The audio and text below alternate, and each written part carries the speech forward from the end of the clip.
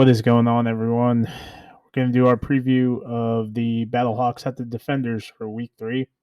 Both teams going 2-0. Only one's going to come out 3-0, obviously. The other dropped down to 2-1 and reign supreme over the North Division in the XFL. So obviously a little bit biased here as I do cover the Battlehawks. I do live in Missouri, so it's going to be a pretty awesome game, obviously, going into this. So these two teams met up in 2020. Obviously, the Battlehawks lost 15-6 to the Cardale Jones led Defenders. But both these teams are extremely different. But one of the quarterback remains the same. Jordan Teamu, former Battlehawks quarterback, coming back to see his in the XFL to see his former team now with the Defenders. Now, obviously, this game takes place at Audi Field. Battlehawks, I believe, are favored. Going into it, it's going to be a little bit of a windy game, but should be a nice sunny day per weather.com. Mike Mitchell and I both did our own breakdowns on this game. You can find them in the link in description. Moving forward, what's the biggest question of this game? Well, going into it, I got the injury report last night. Everyone is full send. So Brian Hill, Travis Feeney, Marcel Aitman, all these guys are ready to go. Hakeem Butler ready to go. Biggest thing the Battlehawks got going against them is their offensive tackles. Now, I've done a couple breakdowns. I've done a live stream on this. But long story short, these offensive tackles are getting beat off the edge a decent amount. Last week, Sharif Miller, Nico Wallace, and Cesar Skipper, as I talked about in my preview for the Sea Dragons at Vipers, link in description, they were having their way. Now, we're going to see this guy named Eric Magwood come in. Magwood's going to be that 7 offensive lineman. He's kind of a swing guard and tackle. Beck says he's going to play some reps, kind of like how we saw Dallas Warmack in week 2, and really see if we can solidify some things. I think with this aggressive pass rush, and we're going to see a lot of exotic blitzes from Greg Williams, the defensive coordinator on the Defenders, that we might need to keep Jake Sutherland specifically in the assist on some blocks and whatnot. Overall, between the offensive line play and the amount of drops that the Battlehawks had last week, those are our 2 biggest issues going into this game. Now for the Defenders, and they're running the ball with extreme prejudice between Derek King, Jordan Teamu, Raquel Armstead, and Abram Smith. They had over 200 yards of rushing against Ron Zook's Seattle Sea Dragons defense last week. Look for more of the same with that. They can't pass the ball. Teamu's completion percentage went from 72 in 2020. 2022, we saw, I think, at 57% with the Bandits, and then additionally now it's at like 45. So he hasn't had a game where he's thrown over 50% completion percentage, and King's only attempted like 2 or 3 passes. So in my breakdown, I had my preseason breakdown, I had King as kind of one of the back end quarterbacks just because of his passing ability. Obviously, he's an athletic guy. He's a little small, but in order for the Defenders to win this game, I do think they're going to have to pass the football because they're making a lot of money off these turnovers and whatnot. They had an ugly game last week against Vipers. They were able to push it out. There was a lot of continuity issues with the Vipers at Brett Hundley and the messy field at Cashman, and it just kind of all, despite their 3 turnovers, all worked out for them because of the struggles at the quarterback play. Now, the Battlehawks haven't turned the ball over yet. McCarron's played. He's had 1 fumble. He recovered it. Guy's been essentially the de facto MVP of the league. Originally, I had him at 3 going into the season. Now I've had him at number 1 in my QB rankings the last 2 weeks. I love this guy. He's been taking care of the football. He's got all those intangibles. He's been doing a great job. I think Mike and I both have him as our XFL preseason, or not preseason, but so far the de facto MVP. Another thing to look at for the Defenders is their offensive line. Right now, they're down about 3 starters. They haven't given up any that many sacks, only 2 or 3 sacks. But they just signed Bruno Reagan, who was Teamu's center in 2020 and in 2022 in the USFL. Look for Liam Ryan to switch over to guard. Apparently, Bruno's going to dress. That's what he's told us. That's what he's told a bunch of people. But there could be some continuity issues as well. You do have a couple other guys that do have NFL experience, like Kyle Murphy and Rod Taylor for the defenders. But ultimately, these are small teams, only 51-man rosters. They're dressing 56. There's a lot of variables that could, you can only go down so many offensive linemen, honestly, until it becomes even more of an issue. And offensive linemen are hard to trouble. Now, I don't think St. Louis, the way they play, they can kind of fall behind, but neither I could say the same for the defenders because of their lack of passing attack. Now, Battlehawks go up 12-0. They can set up cruise control really, really, really, really,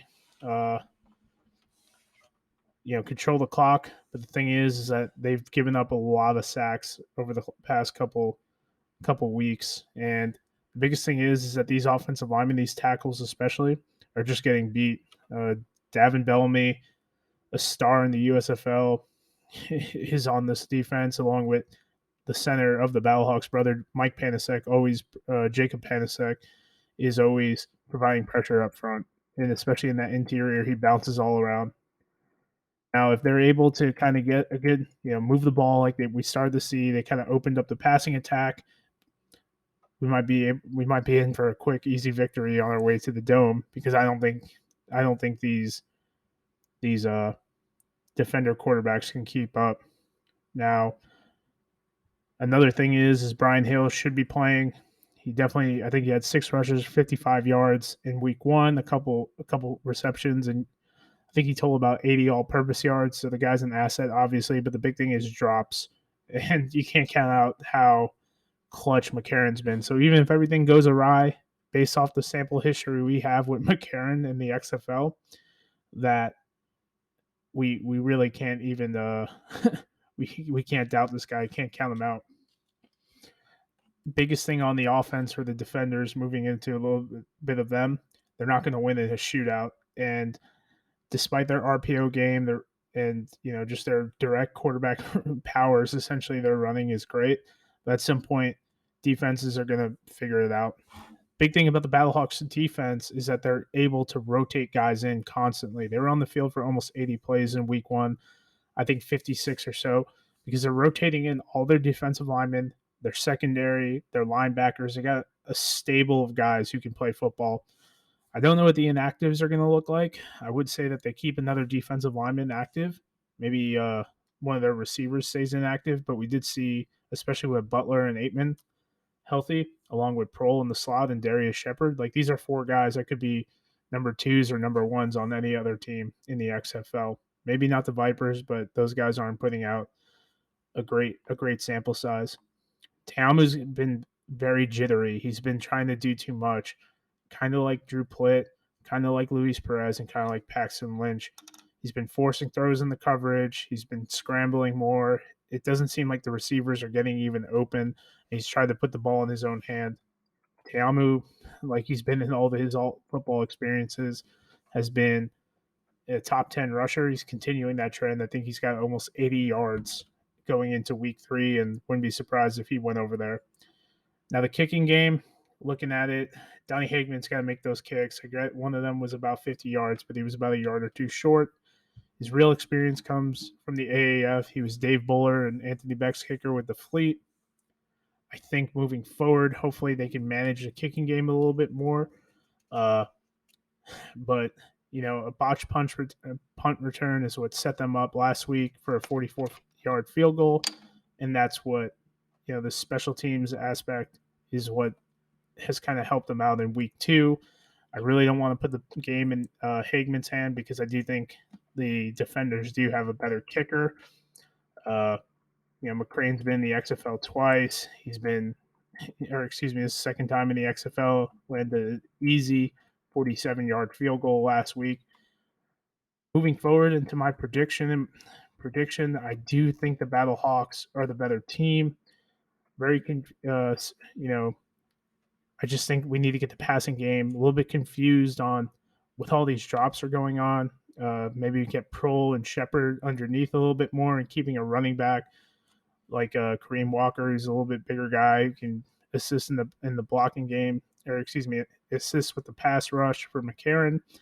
I don't think this comes down to what the defenders do on offense because I think we kind of know who they are.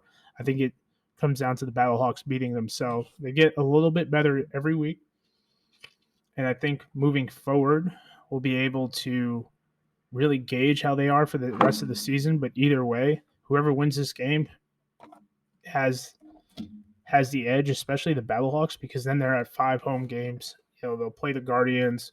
We can both of these teams can catch us up for a win, and these 5 home games, essentially the 2 and then the 3 in a row, really could set the standard. Mike has the defenders winning. I think that's the team he covers. A little bit biased. He's got them at 19, winning 19-16. I think it'll be a little bit of a higher scoring game.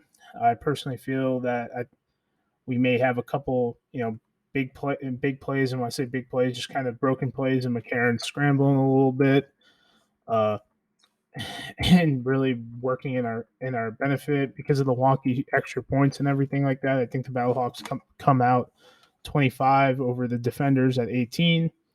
In my article, I did write in some players to look for. On the defenders, Jacob Panasek obviously going against his brother, Bruno Reagan. How much does he play? Liam Ryan was also one, and Teamu. I really hope that Teamu gets it together. I think he's a great asset for the league, advertisement-wise, and just the continuity. But I wouldn't be surprised if this is his last show of it going forward. For the Battlehawks, some players to watch. Obviously, it's always going to be AJ McCarron. Like I said, de facto MVP. Rotational lineman Eric Magwood. Let's see how he does. This will be his debut if he does play. And then Carson Wells, a linebacker. We'll see him moving around because he'll play in the interior. He'll play the Mike. He'll play the edge. He's a very versatile linebacker. And then one of these safeties is going to have to step up and make a turnover. Last week, the defenders had 3 turnovers, all on fumbles. Really get some pressure with the fresh defensive rotation.